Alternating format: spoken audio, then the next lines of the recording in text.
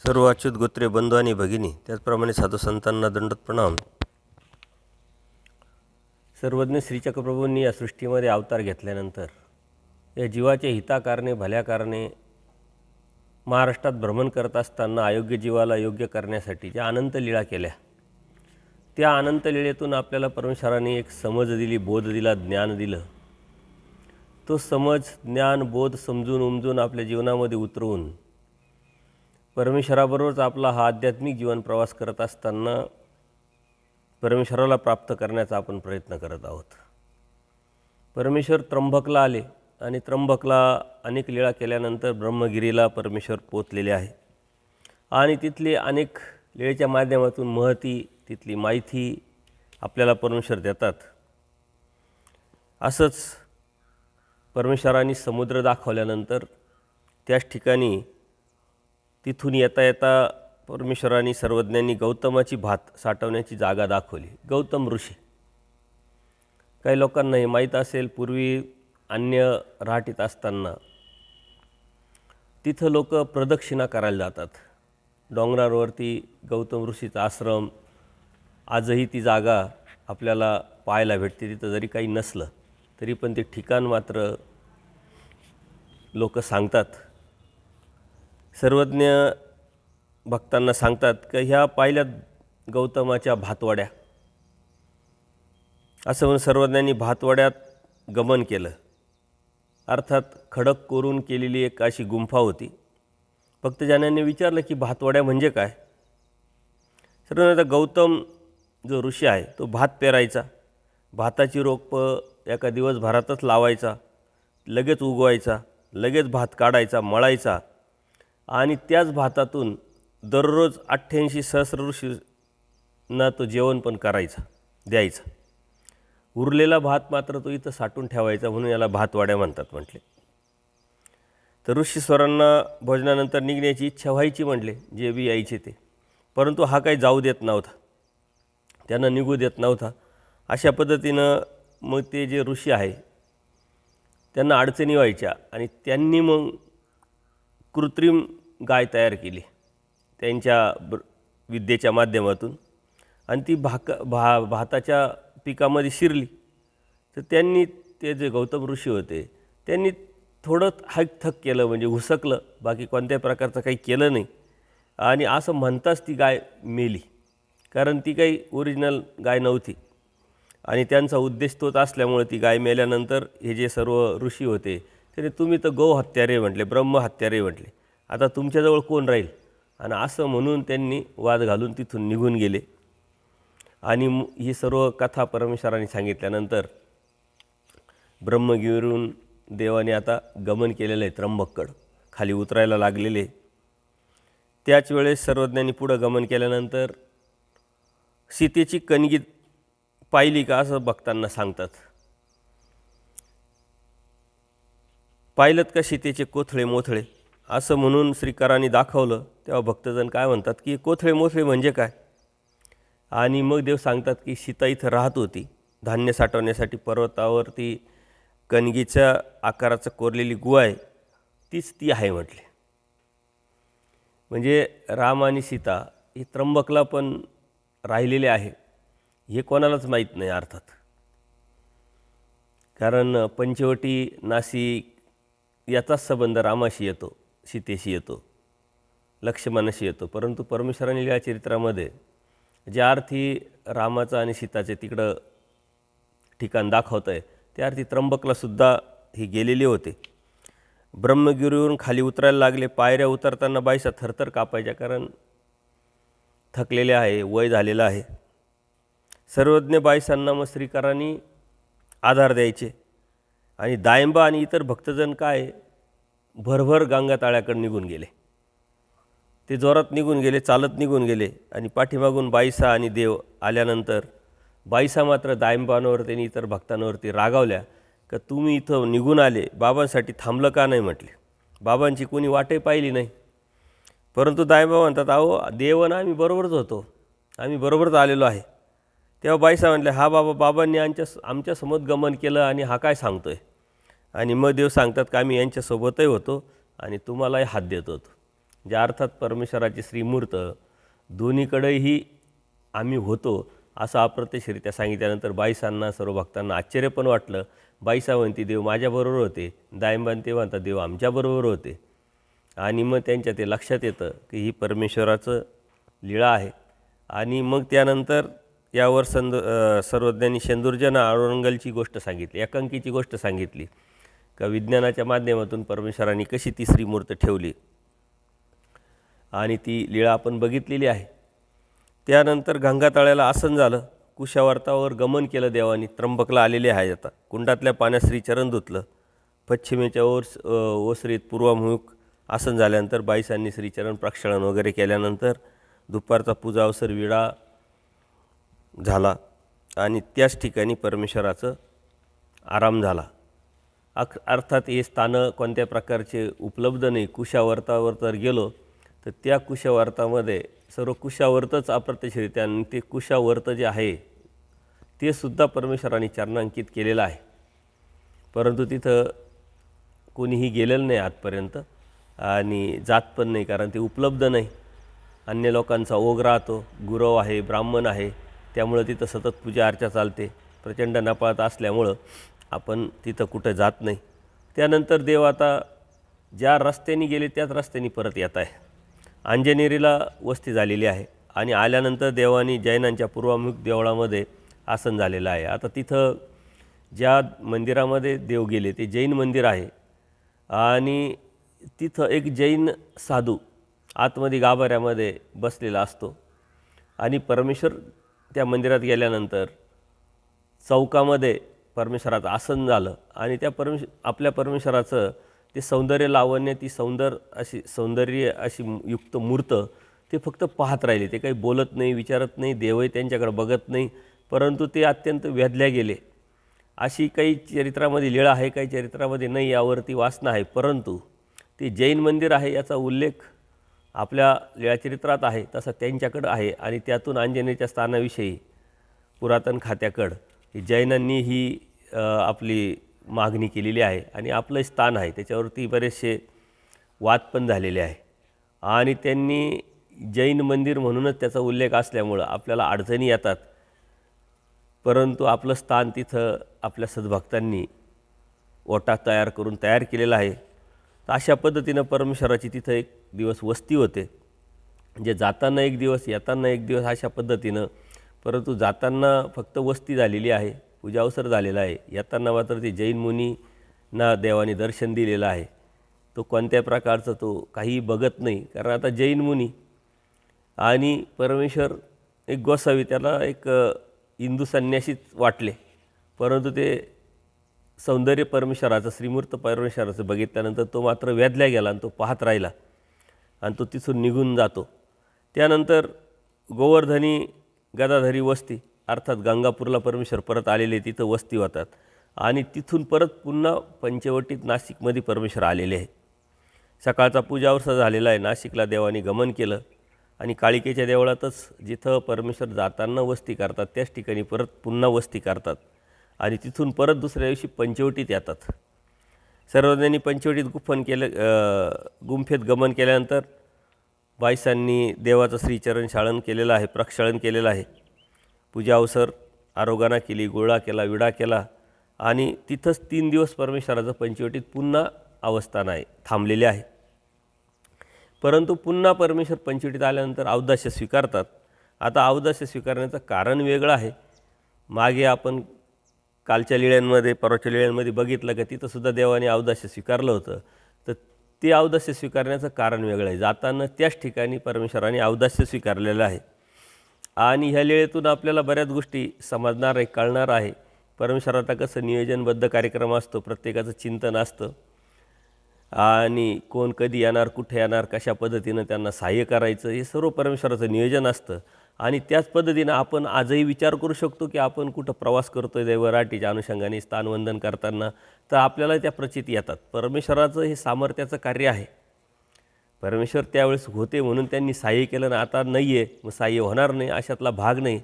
आपण जर परमेश्वराने सांगितलेल्या तत्त्वसिद्धांताच्या चौकटीत राहून धर्मावरती असेल तर नक्कीच परमेश्वराचं आपल्याला सहाय्य होतं. आणि त्यानंतर एके दिवशी असाच सर्वज्ञांचा पूजा अवसर झालेला आहे सकाळचा, आणि देव रामाच्या देवळात गमन करतात. विहारण्यासाठी गमन केल्यानंतर चौकात आसन होतं आणि भक्तजनांवर उदास होतात. उदास होऊन सर्वज्ञ आता इथून तुम्ही सगळे जा म्हटले. सर्वांना देव पाठवतात.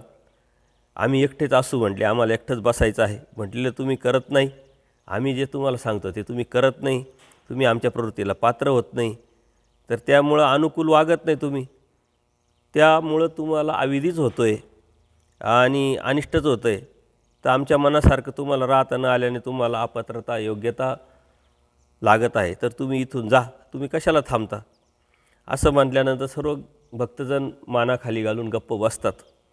आणि डखल्यांना सर्वज्ञ म्हणाले, डखल्या तू तरी निश्चित कसा काय म्हटले, तू तरी गपचूप कसा आहे, तू का खाली मान घालून तू तरी जा म्हटले. जे आम्ही जाणार नाही तो म्हणतो. चांगदेव भट जवळच बसलेले असतात. देव म्हणतात, वेरूळनंतर ते सर्वज्ञांच्या सन्निधानात अर्थात दादोसांबरोबरच आलेले आहे आणि दादोसन ते सर्व रिटर्न गेल्यानंतर देवाबरोबरच ते थांबलेले आहे. तर चांगदेव भटाला देव म्हणतात, सांगू कुणीच जात नाही, तू तरी जा म्हटले, तू तरी पुढे हो, तू तरी सुरुवात कर, आमच्या प्रवृत्तीला तू विषय हो. अशा पद्धतीनं डखलेला सांगितल्यानंतर डखले नाही म्हटला. मग चांगदेव भटाकडं मोर्चा देवाने वळवलेला आहे आणि त्याच्या पाठीमागं एक उद्देश आहे, परमेश्वराचा एक हेतू आहे. देवाला कोणाला तरी पाठवायचे, कोणाला तरी आणण्यासाठी. आणि मग तो म्हणतो, हो काजी. खांद्यावर धोतर टाकून चांगदेव भट निघाले. चांगदेव भट निघाल्यानंतर तेव्हा बाईसा म्हणाले, कुणीच जात नाही तर मग याला कशाला पाठवता, त्याला बोलवा. आणि तरी ते सर्वज्ञ मौनच होते. बाईसा थोड्याशा कोमाजल्या होत्या. उदासीनता दूर झाल्यानंतर सर्वज्ञ, बाई आम्हाला रोज करता तो विधी तुम्ही का करत नाही, कारण देवाचं नियोजन वेगळं आहे. बाईसांना ते लक्षात न आल्यामुळं बाईसांच्या डोक्यात एकच आहे की कुणीच गेलं नाही ते चांगदेव भटच गेला तर त्यालाही कशाला जाऊ देत आहे. आणि देवाने मात्र सांगितलं, आता त्यांना त्या विचारातून त्या विषयातून बाजूला काढायचं आहे, बाहेर काढायचं आहे. म्हणून देव म्हणतात की तुम्ही जे दररोज करताय अर्थात पूजा अवसर करताय ते तुम्ही का करत नाही. आणि मग हो का बाबा म्हणून सर्वज्ञांचा पूजा अवसर देवांचा केला, आरोगणा झाली. दुसऱ्या दिवशी मात्र सर्वज्ञ म्हणाले, का हो तुम्ही सर्वजण राहिलात आणि बटुका एकटाच गेला म्हटले, चांगदेव भट एकटाच गेला म्हटले. तर सर्व ते म्हणतात, जे आम्ही गेलो नाही तो गेला म्हणे, आता काय करायचं. सर्वजण म्हणतात, तुम्ही कुणी गेला नाहीत मग चांगवूनच काय केलं म्हणे, तुम्ही जर कोणीच गेले नाही तर चांगवूनच त्यालाच पाठवून काय करायचं म्हणे. आणि मग डखलेला म्हणतात, जा तू त्यांना बोलून आण. आता काल गेलेले चांगदेव भट आणि आज डखलेला देव पाठवत आहे, तर हे सुद्धा बाईसाच्या लक्षात येतं. डखले मात्र लगेच दंडोत घालून निघाले. सर्वांनी त्यांच्याकडे शॉलसारखं एखादं पांघरण्याचा एक कपडा दिला लाल रंगाचा, आणि ते म्हटले, जिथंही तुम्ही जाल तिथं आडोशाला ह्या कपडा लावा म्हणले, आणि मग तुम्ही थांबा तिथं.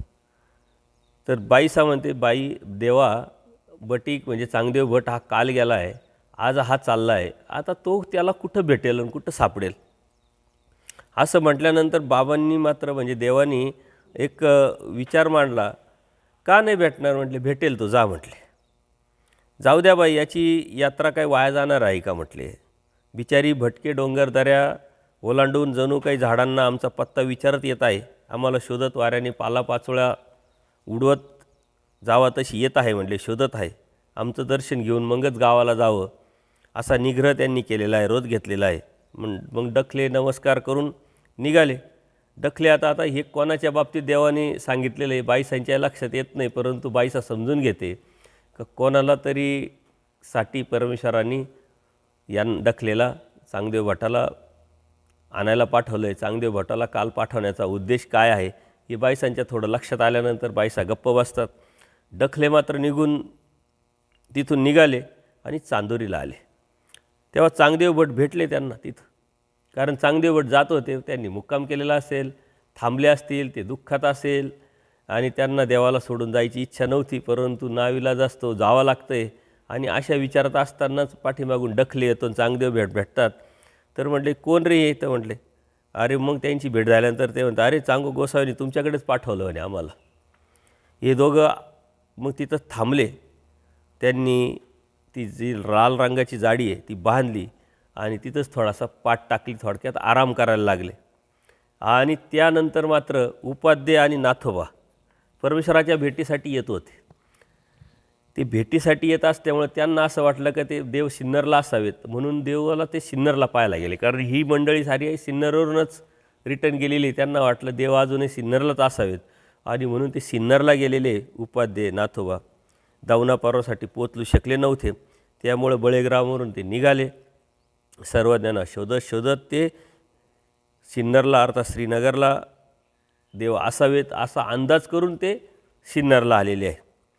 तेव्हा सर्व त्यांनी बघितल्यानंतर तिथं देव दिसले नाही. भिलम मठात मात्र एक दुसरा संन्यासी, अन्य संन्यासी थांबलेला असतो आणि मग ते त्याला विचारतात की आमचे गोसावी इथं तुम्ही दिसले का, तुम्हाला पाहता आले का, कधी होते का, तुम्हाला काही त्याविषयी माहिती आहे का.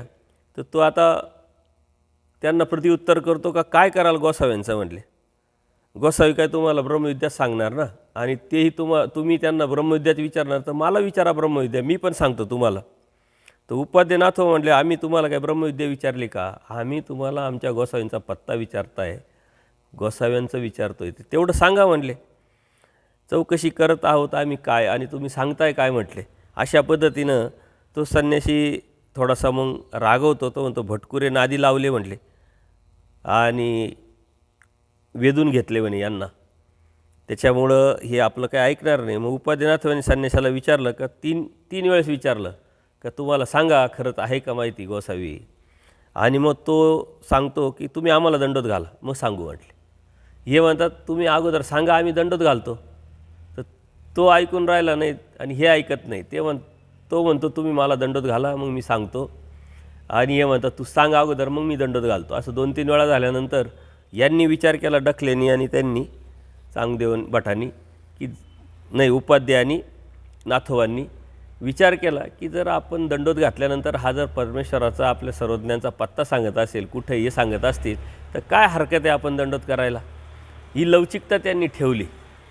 कारण त्यांना जो लाभ होणार होता तो लाभ होण्याच्या उद्देशाने त्याचा विचार न करता त्यांनी दंडोत घातला. आणि मग ते म्हणतात ठीक आहे तुम्ही दंडोत घातला तर जा म्हटले. ते सप्तशृंगीला गेले आहेत म्हटले. आता सप्तशृंगीला गेल्या म्हटल्यानंतर त्यांना असं वाटलं आता यांनी सांगितलं आहे हा खरंच सांगणार. त्याच्यावर ते सप्तशृंगीकडं जाण्यासाठी निघाले. परंतु सिन्नरवरून सप्तशृंगीकडे जाता जाता ते आले चांदोरी मार्गे, म्हणजे तिथले डोंगर वगैरे कड्या कपऱ्या करत करत ते आले चांदोरीला. आणि चांदोरीला पांघरून त्यांनी यांनी पांघरून देवाने दिलेला जे कपडा आहे तो टाकून आडोशाला लावून आराम करत होते. तोच नेमका यांनी बघितला आणि त्यांनी बघितलं का हे जे कपडा आहे तो परमेश्वराचाच आहे. आणि मग त्यांनी असा विचार केला की चांदोरीला येण्याचं कारण आपल्याकडे कपडे नाही, आपण चांदोरीला जाऊ. त्यावेळी चांदोरीला बाजार भरत असावा, आपण तिथं कपडे घेऊ, यासले फाटके कपड्यांमध्ये आपण जाण्यापेक्षा. आणि अशा पद्धतीने ते चांदोरीला आल्यानंतर त्यांना मात्र देवाचा कपडा पाहिला. आणि त्या पद्धतीनं गोसाव्यांना रानावनात शोधू पाहू, परंतु देवाला भेटल्याशिवाय मात्र आपण आता परत जायचं नाही असा निग्रह त्यांनी केलेला असल्यामुळं ते सर्व मनातल्या मनात नियोजन करताय, प्लॅनिंग करताय. आणि असा निग्रह केल्यानंतर मात्र देवाचं कार्य चालू होतं. आपल्या मनामध्ये काय भाव आहे, कोणता भाव आहे, किती निष्ठा आहे, किती निग्रह आहे, त्याच्यावरती देवाचं साह्य वर्ततं. जर आपण क्षणाक्षणाला बदलत असेल, आपली विचारधारा बदलत असेल तर देवाचं साह्य होत नाही. आणि मग आपण म्हणतो आम्हाला देवाचं साह्य झालं नाही. तर देवाचं साह्य होण्यासाठी परमेश्वराच्या पर्यंत आपला निग्रह असेल, आपली विचारधारा असेल, आपली निष्ठा असेल, आपला भाव असेल तो पोचला पाहिजे. यांनी तसा निग्रह केलेला असल्यामुळं देवापर्यंत तो पोचला आणि देवानी त्यांना साह्य केलेलं आहे. ते दोघे गंगेकडे गेले तेव्हा त्यांनी ती जाडी पाहिली आणि ही जाडी गोसावींचीच नव्हे म्हटले. मग गोसावी तर इथंच असावेत, इथंच राज्य करीत असावेत असा त्यांनी कयास केला. आणि ते समोर येतात तर आडोसा बांधलेल्या जाडीच्या पडद्याआडून हसत हसत डखले बाहेर आले आणि डखल्यांची भेट झाली. त्यांना खूप आनंद झाला. त्यांनी डखल्यांची मिठी मारली आणि मग डखले, चांगदेव भट, न ते विचारतात की देव कुठं आहे, कोणत्या ठिकाणी आहे, गोसावी कोणत्या ठिकाणी आहे. ते म्हटले नाशिकला राज्य करीत आहे म्हटले. चला चला तुम्हाला बोलवण्यासाठीच गोसावींनी आम्हाला दोघांना इथं पाठवलं म्हटले. यांना पहिले पाठवलं, नंतर यांना घेण्यासाठी मला पाठवलं ना, आता आमच्या दोघांना तुम्हाला घेण्यासाठी पाठवलं. असं देवाचं आहे म्हटले. त्यांना आश्चर्य वाटलं की देवाचं ईश्वरत्व असूनही ते ईश्वरत्व काही दाखवत नाही. त्यांनी स्पष्ट सांगायला पाहिजे होते म्हणे की बाबा अशी अशी येणाऱ्या अशाच्या ठिकाणी जा, त्यांना घेऊन या. परंतु नाही म्हटले. आमके आमके येत आहे असं सांगितलं असतं तर आम्ही काय आलो नसतो का. असं सहज त्यांच्या चर्चा होते, जसं आपण बी जनरली बोलतो. परंतु त्यांना आश्चर्य वाटलेलं आहे. सर्वज्ञांचे गुणगान ते करू लागले आणि त्यानंतर ते चौघेजण नाशिकला येतात. उपाध्ये नाथोबा सर्वज्ञांची भेट होते. नाशिकला आल्यानंतर दंडोत घालतात, श्रीचरणावर मस्तक टेकवतात आणि सर्व पाठीमागचा वृत्तांत सांगितला की आम्ही सिन्नरला गेलो, तिथं त्या गोसाव्यांनी आम्हाला काय सांगितलं, आम्ही कशासाठी चांदोरीला आलो, हे सारा वृत्तांत त्यांनी सांगितल्यानंतर मग सर्वज्ञ म्हणतात, पाहिलंत बाई म्हटले, भगवा कसा म्हणतोय, बिचारे बटकुरे नादी लावले आहेत म्हटले. असं देव बाईसांना सांगतात आणि कौतुकाने सर्वज्ञ विचारतात, बटिका मग अजून काय काय तो म्हणत होता भगवा म्हटले. आणि उपाध्ये तसेच सांगितले. त्यांनी सांगितलं की जे तो कसा म्हणायचा, 2 वेळेस 3 वेळेस त्यांनी आम्हाला कसं सांगितलं, आम्ही काय केलं. आणि मग बटकुरे याला विचारतील, त्यांना ब्रह्मविद्या सांगणार, हे कसं तुम्ही आम्हाला सांगत नाही, आम्ही तुम्हाला सांगतो, त्यांना का विचारता. अशा पद्धतीनं बऱ्याच सारे जो वृत्तांत आहे तो सर्व त्यांनी सांगितल्यानंतर आणि मग देव म्हणतात की बघा ब्रह्मविद्याशास्त्र एकदम कॉमन करून टाकल्याने तसं सुपात घालून विकताय म्हटले. तसं काही कोणीही ब्रह्मविद्या सांगू शकतं आणि कोणालाही ब्रह्मविद्या माहिती आहे आणि आम्ही ब्रह्मविद्या सांगू असं यांना सांगताय म्हटले. तर अशा पद्धतीनं मग परमेश्वरांनी तिथं बरंचसं निरूपण केलं. देवताजनक आवर्विद्येचं सुंदर असं निरूपण केलेलं आहे. सर्वांच्या भेटीगाठी होतात आणि त्या पद्धतीनं मग भेटी झाल्यानंतर परमेश्वर आता नाशिकला पंचवटीतच आहे. चांगदेव भटांना भिक्षा करताना पानवाट्यावर कोण्या बाईंनी पाहिलं. आता चांगदेव भट जे आहे हे चांगदेव भट त्यांच्या संदर्भात ते 2 जुळे भाऊ होते, हे काही कुठं उल्लेख नाही. परंतु ह्या लीळेमध्ये परमेश्वराने सांगितलं, याचा अर्थ ती गोष्ट आपल्याला कळेल. तर चांगदेव भट पानवाट्यावर गेले आणि त्या पानवाट्यावर काही बाया पाणी आणण्यासाठी आलेल्या होत्या आणि नाथोबा गावावरून आले होते. सर्वज्ञ सकाळचा पूजावसा झाला, विहारणाला गमन केलं आणि सोबत नाथोबा होते. गावाच्या उत्तरेला कपाळेश्वराच्या, दक्षिणेला गुंफेच्या, पूर्वेस रामनाथाच्या, पश्चिमेस परमेश्वराच्या आंब्याच्या झाडाखाली सर्वज्ञांचं आसन झालं आणि तिकडं तसंच गंगेकडे परिसरासाठी गमन केलं. सोबत नाथोबा कळशी घेऊन आले होते. नाथोबाच्या संदर्भात चांगदेव भट नाही, नाथोबाच्या संदर्भात चांगदेव भट हे तिकडं पानवाट्यावर गेले होते. त्या बाया काय बोलवत होत्या हे त्यांनी ऐकलं आणि हे बी देव पण आता तिकडंच जात आहे. आणि त्यातली एक बाई अत्यंत आश्चर्यचकित झाली, विस्मयचकित होऊन म्हटली की म्हटले कालच हे जे आहे म्हटले बटीक बोडका झाला होता, म्हणजे केस काढलेले होते आणि आज एवढे मोठे केस याला कसे काय आले. अशा पद्धतीने ते एकमेकांमध्ये चर्चा करायला लागले आणि मग देव उभे राहिले आणि देव म्हणतात, बाई तो हा नव्हे, तो याचा भाऊ आहे म्हटले. हे दोघंही दिसायला सारखेच आहे. तर जावळे भाऊ आहे, ते गावाला गेला आहे, तो थकला म्हणून घरी थांबला आणि हा आज आलेला आहे. त्यामुळे त्याला त्या स्त्रीचा जो भ्रम निर्माण झाला होता, देवाने तो परिहार केला, कुतूहल जे शमलं आणि सर्वज्ञांनी पुन्हा गमन केलेलं आहे. आता परमेश्वर पंचवटीत आहे आणि या साऱ्या लीळा पंचवटीत घडल्या. त्यानंतर परमेश्वर आता पुढच्या प्रवासाला निघत आहे. परमेश्वर आडगावकडं निघालेले आहे. दुसऱ्या दिवशी परमेश्वर आडगावकडं निघाल्यानंतर आडगावला एका वाटेत पानपोईच्या ठिकाणी शेत होतं. तिथं कोणत्या प्रकारची गाव नाही, वस्ती नाही आणि त्याच ठिकाणी बाईसांना देव म्हणतात की आपण आता इथंच लिंबाच्या झाडाखाली बसू. सर बाई इथेच आसरा करा म्हटले. बाई सांगते, बाबा इथं आसन कसं करणार, इथं सर्व जंगल आहे, इथं पाणी नाही, गावाजवळ चला म्हणले. आणि मग बाई आमच्या प्रवृत्तीला पात्र होता येत नाही तुम्हाला, तर आमच्याबरोबर का थांबता. आता देवाचं नियोजनबद्ध कार्यक्रम आहे, तिथं येण्याचा उद्देश आहे, काहीतरी देवाला दाखवायचं आहे, सांगायचं आहे, कोणत्या तरी जीवाला सुखफळाला पाठवायचं आहे. ही जीवाला काही माहीत नाही. आपणसुद्धा विचारच करायचा सहज करू शकतो की देव का ब्रह्मगिरीला गेले, जाऊन येताना एवढे ह्या मंदिरात जा, त्या मंदिरात जा, इथं आसन केलं, इथं विडा ठेवला, इथं स्पर्श केला, कारण काय असावं. तिथं तर काही निरूपण केलं नाही, कोणी काही प्रश्न विचारला नाही, देवाने काही सांगितलं नाही. अशा कितीतरी गोष्टी आहे, असे कितीतरी स्थान आहे का फक्त तिथं देव गेले, बसले, विश्रांती स्थान असेल, वस्ती स्थान असेल आणि देव निघाले. तर परमेश्वराचं जो बी उद्देश आहे, जे बी ध्येय आहे, हे फक्त आणि फक्त जीवाचं हित करणं आहे. आणि उद्देशाव्यतिरिक्त देव परमेश्वर कुठं जाऊ शकत नाही, बसू शकत नाही, स्पर्श करू शकत नाही, बोलू शकत नाही, सांगू शकत नाही, उठू शकत नाही. तर मग परमेश्वराचं हे जे नियोजनबद्ध कार्यक्रम आहे तो आपल्या विचाराच्या पलीकडचा आहे. तसंच बाईसांनासुद्धा वाटतं की इथं गाव नाही, पाणी नाही, देव इथं का थांबताय, जंगल आहे, आपण जाऊ. परंतु देवाचं नियोजन देवाकडं. देव म्हणतात तुम्ही आमच्या प्रवृत्तीला जर पात्र होत नसेल तर तुम्ही आमच्याबरोबर का राहता, आम्ही तुम्हाला सांगतोय, तुम्ही ऐकायला पाहिजे. आणि त्या ठिकाणी मग त्या गप्प बसतात. सर्वज्ञ असणार उपिष्ट तिथं आसन करता बाईसा, मग असणार उपिष्ट होतात. आणि उपाध्यांना बाईसा काय म्हणते, बटिका पाणी पहा बरं, असं जा म्हणले इकडं. आता बाईसांनी सांगितलं आहे पाणी शोधायला, तशा पद्धतीनं ती कळशी घेऊन जातात तिकडे. बऱ्याच लांब झाल्यानंतर पाणी नाही भेटत, ते परत येतात. आणि मग देव सांगतात त्यांना, बटिका असं करा, इकडं जा म्हटले. आणि ज्या ठिकाणी परमेश्वराने सांगितलं त्या दिशेला ते गेल्यानंतर मात्र देव म्हणतात तिकडं यदा कदाचित असेल म्हटले, जा तिकडं गेले, आता तिकडं नाही, मग इकडं जाऊन पहा म्हटले.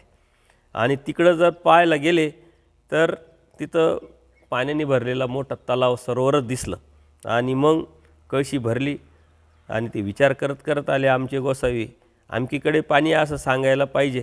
तर असं न सांगता ईश्वरत्व जे आहे परमेश्वराचं, सर्वज्ञ तर लोपतात आणि ते असं काही सांगत नाही. जेव्हा आपण विचारतो तेव्हा सांगतो. आपण यातून समजून घेतलं पाहिजे की आपण जोपर्यंत परमेश्वराच्या ठिकाणी हेतू धरून, काहीतरी भाव ठेवून चिंतन करत नाही, मनन करत नाही, प्रार्थना करत नाही, तोपर्यंत परमेश्वरापर्यंत ते पोचू शकत नाही. सामर्थ्याचं कार्य आहे. म्हणून आपण म्हणतो देव सर्वज्ञ, देवाला सर्व कळतं आणि देव सर्व करणार. परंतु आपली प्रार्थना, आपली आर्तता, आपली तळमळ ही त्याच्या पाठीमागचा आपला शुद्ध हेतू ह्या अत्यंत महत्त्वाचा आहे. या लीळेच्या माध्यमातून छोट्या छोट्या गोष्टी असतात, परंतु त्या आपण समजल्या पाहिजे, समजून घेतल्या पाहिजे आणि त्या आपल्या जीवनात आपण उतरवल्या पाहिजे. म्हणून मी सांगत राहतो की जेही आपल्याला कौटुंबिक जीवनामध्ये जगत असताना संकट येतात, अडीअडचणी येतात, तर त्याच्यासाठी कुठं जाऊन तुम्हाला कर्मकांड करायची गरज नाही, विकल्पाला शरण जाण्याची गरज नाही, कुठं जाऊन त्या हेतूने स्मरण, त्या हेतूने विडे ठेवायची गरज नाही. तुम्ही फक्त पाठ उठा, स्मरण करा, चिंतन करा आणि आपलं दुःख देवाला सांगा.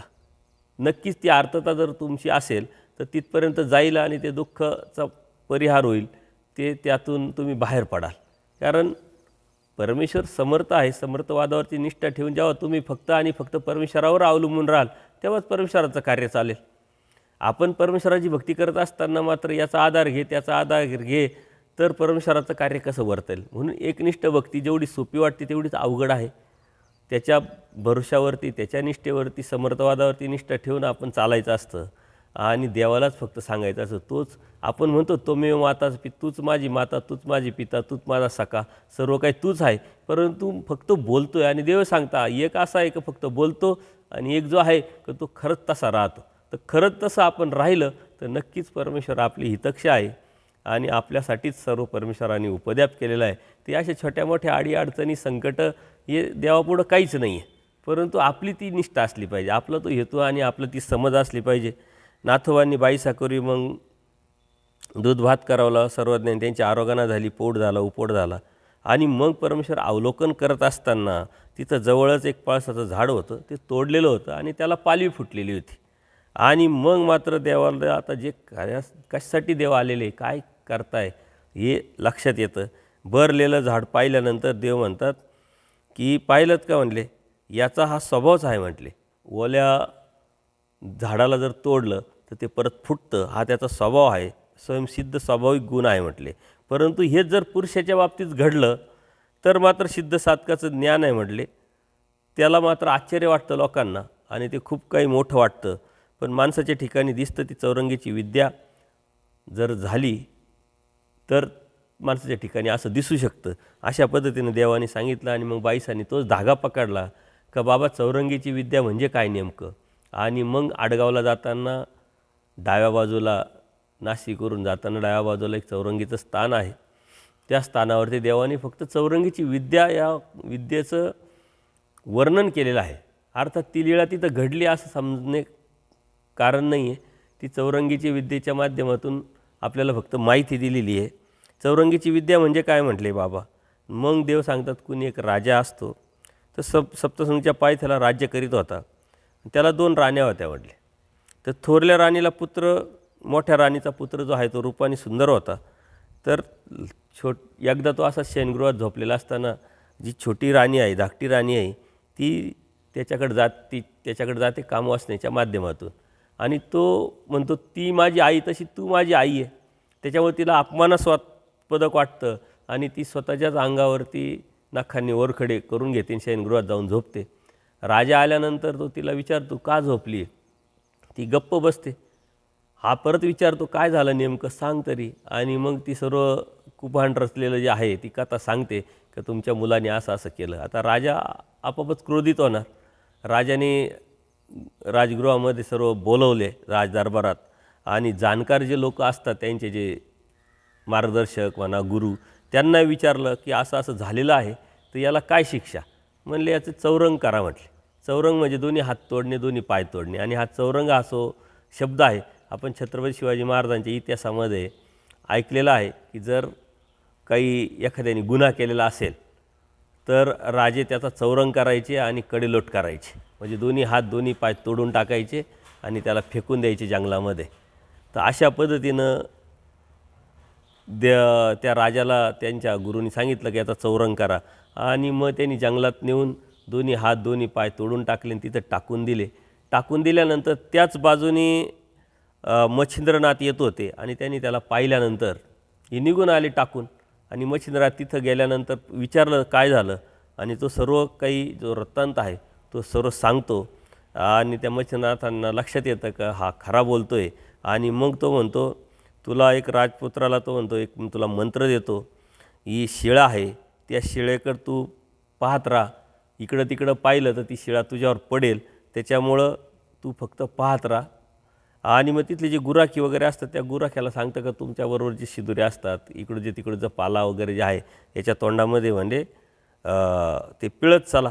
गुराखी हो का म्हटले आणि मच्छिंद्रनाथ निघून गेले. मग 12 वर्षांनी राजपुत्राला हातपाय फुटले आणि मग तोही निघून गेला. तोच चौरंगीनाथ सिद्ध पुरुष म्हणून पुढे नावाजला. 22 देव सांगतात की याला म्हणतात चौरंगी विद्या. आणि ती कुठंतरी घडली आणि ती परमेश्वराने मात्र आडगावच्या स्थानावरती सांगितली. तिथून सर्वज्ञांनी आडगावच्या वाटेनं गमन केलं. पुढे गेले आता देव, कारण आडगावचं स्थान आहे पुढे. गावाच्या जवळ पोचल्यानंतर महालक्ष्मीच्या देवळात देवाचं आसन झालं. थोडा वेळ विहरण केलं. श्री प्रभुबाबांची थोरवी निरूपण देव करायला लागले. आणि ते करत असताना उपासनी ज्या होत्या देवाच्या सन्निधानात त्या म्हणतात मला रुद्रपूरला जायचं, आम्ही रुद्रपूरला जायची इच्छा आहे. देव म्हणतात जा मग मुक्काम करत करत जा. परंतु रुद्रपूरला गेल्यानंतर तिथं कसं राहावं, मौन राहावं, रुद्रपूरला पूजा अवसर स्वीकारू नये, अशा पद्धतीने काही नियम परमेश्वराने त्यांना सांगितले. आणि उपासाने दंडोत घातले, निघाले.